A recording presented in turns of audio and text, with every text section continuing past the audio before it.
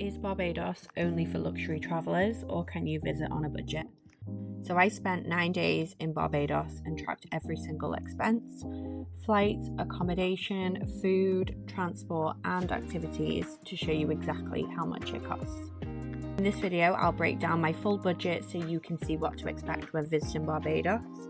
Whether you're a budget traveller or looking for mid-range options, I've got you covered.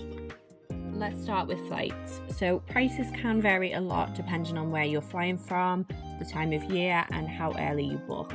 So I flew from Manchester in the UK and my round trip ticket cost me £483, and this was including round trip checked in luggage added on as well. If you're looking to save money, here's my top tips. So I would be looking to book your flight at least 2 to 3 months in advance, unless you are looking to get a specific last minute deal. So I know that TUI sometimes do last minute deals from UK airports on seats that haven't been filled. You could also use Skyscanner or Google Flights price alerts, and consider maybe flying either midweek or on a Sunday, which is also cheaper. Next up, accommodation. So Barbados does have options for every budget, from luxury resorts, some all-inclusive, some not, to affordable Airbnbs, guest houses. So I stayed at Palmview Villa, which is in Hull Town, and that did only cost me £34 per person per night, and there was 5 of us staying there in a 3-bed villa. So my total for my stay was £308 on accommodation.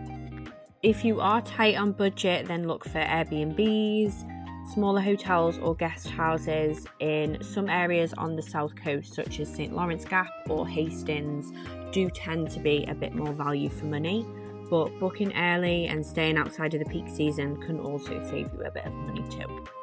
One of the best things about Barbados is definitely the food. So I tried everything from local street food to sit-down restaurants, and my total food budget was £513 for 9 nights. This did include a mix of restaurants, so some street food, some markets, and also a couple of visits to some more higher end and expensive restaurants. For budget-friendly meals, check out street vendors and local spots like Nomad Grill, Just Grilling and Places at Oystins. So a meal there costs around 25 to 40 Bajan dollars, compared to maybe 60 to 100 Bajan dollars at like a mid-range restaurant. So the street food here is delicious. A lot of the time you can see it cooked right in front of you as well, and it's a really good way to save money. If you are looking for a bit more of a splash out meal, then some restaurants that I would recommend are Champers and QP Bistro. So on average, our meal at Champers was around £90 per person, whereas QP was about £150. And we did also have to pay quite a big deposit to book the table at QP, so something else to consider. Both of these did include drinks, so in my overall food budget I have included drinks, as they often came hand in hand on the same bill. And one more thing to note as well with street food is that some street food restaurants will be cash only, so I've included an ATM Withdrawals budget at the end as well. And around Barbados can be easy and affordable if you know the options. So there's 3 types of buses here. So there's ZRs, mini buses and blue government buses. They all cost just $3 Bajan dollars 50 per ride. Meanwhile, taxis can be an expensive option. So if you do need to get a taxi, it might work out more cost effective to have a driver for the day, or to reuse the same driver a couple of times to try and get a better rate. We decided to rent a car for ease, which cost £98 per person for 9 nights. We didn't actually use that much fuel either, which only equated to about £15 each between 5 people. We did use bus journeys as well a couple of times in the evenings. If you're on a budget, then I'd recommend using public transport or walking whenever possible. So renting a car is definitely a good option and allows you to see a bit more of the island, but just keep in mind fuel prices and make sure you're happy with the rental costs. Barbados has tons of free and budget-friendly activities, such as relaxing on the beach and exploring local markets. So I didn't really spend any money on excursions while I was in Barbados. So we rented a car and we explored most of the island ourselves, which did give us the freedom to visit beaches, markets, and different scenic spots at no extra cost.